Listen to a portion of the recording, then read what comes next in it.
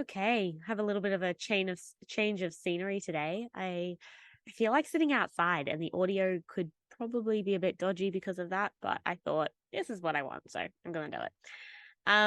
Today we're going to be talking about why do I keep attracting toxic partners? Why do I keep attracting partners that continue to hurt me and leave me feeling empty and heartbroken at the end of it?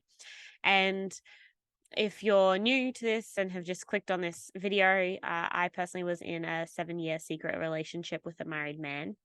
And then dating after that was honestly, at the beginning, so painful because I continued to attract men that couldn't show up in the way or didn't have the availability to show up in the way uh, that I craved in a partnership. Or just men that weren't fully choosing me, but I was choosing them. And so then I would be left hurt.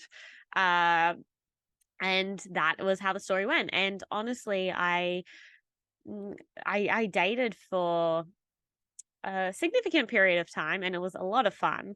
However, it was also extremely painful and very much a roller coaster ride. And truly, in this dating experience, I think the dating can be an amazing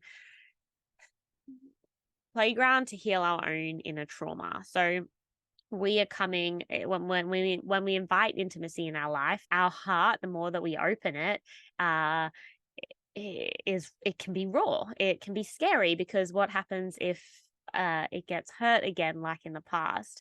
And ultimately it can. And so I want to talk about 3 reasons why you could be continually attracting toxic partners. These are just 3. There are more, but I'm going to talk on 3 today. But firstly, I just want to share with you the journey to healing is through making mistakes, and not necessarily by making mistakes, but in this dating scene, encountering some pain and then realizing, okay, this is not what I like. This hurts me. And so I'm going to start moving away from this behavior. In that process of noticing this is what hurts me, this is what I don't no longer want in a relationship, I'm going to move away from this behavior. That is you moving towards the light. This is you moving towards a healthy partnership because you're no longer choosing something that is going to hurt you. So the first one is you want to save people. You see their potential. And honestly, I didn't really think I was this person, but looking back, I for sure had or did this. For me, in my relationship with my affair partner, I truly wanted the best for him. I saw his potential. I saw when he was happy and I saw when he was down. And when he was down, I wanted him to be happy. And I honestly wanted the best for his life. And when he was going through struggle, then I really made it my responsibility to help him grow out of that struggle. And when we want to save people, uh, ultimately, it's kind of like if we go out to a drowning person in the ocean, but we don't have the strength, then we sink as well.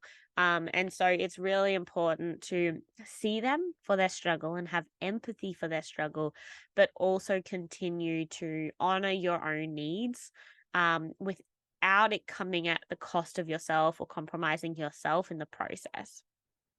The next one is that you have porous boundaries, and I think that comes off well for the need or the desire to see the best in people and to bring out the best, and the desire to want to save people is when we have leaky boundaries or porous boundaries, then people have the ability to walk all over them.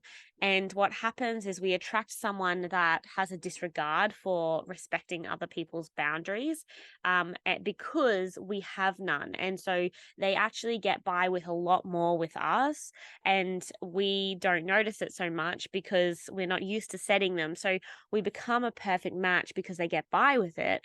But in the long term, we feel like we lose ourselves in relationship. And if you find yourself feeling like you lose yourself in relationship all the time, it's often because you don't have a strong sense of your own boundaries, which is your sense of self. And the more that you can get clear on your boundaries, then you can remain whole in this experience and see, get in, align with a partner that can also align with your boundaries. What happens when you begin to set boundaries and your partner or your person you're dating doesn't have any, I mean, sorry, has a disregard, so they disrespect boundaries, what happens is the more that you set boundaries, the more that they repel against it. And they might actually reject you, abandon you, disregard you. And then you automatically mean, okay, I'm being too much. I'm asking for too much. I'm being too difficult.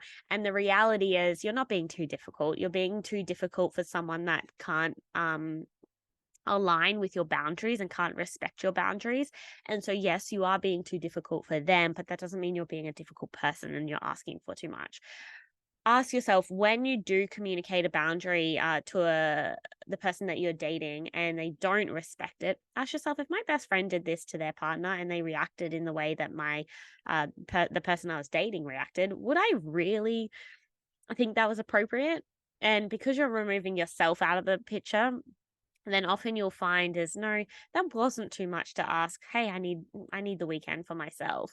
And their response of it being too much is actually that they don't have the capacity to hold you in asking for your needs and your boundaries to be met. The next one is that you have a habit of making yourself the problem. And this is something that I continue to work on. Honestly, it's something that was ingrained in me as my identity, or not my identity, but just a habit I had formed very early on. And that was on always looking for, okay, where have I done wrong? Where I am the problem? And honestly, it can be beneficial because you're taking personal responsibility. However, it can come at the cost if you're not also asking for someone else to own up to their part to play in experiences. And so when we're always taking responsibility, then what happens is when he doesn't call or message you, then you're like, okay, what have I done that has made him want to withdraw? As opposed to, no, I seek a partner that is responsive. I seek a partner that wants to stay in communication throughout the day, or each day, not someone that is on and off, hot and cold. And so notice where you're constantly putting it back on yourself, trying to find fault with yourself of where you're the problem.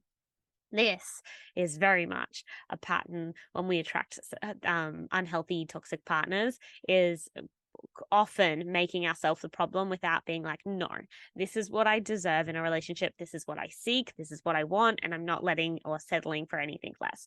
So I hope those three little signs help.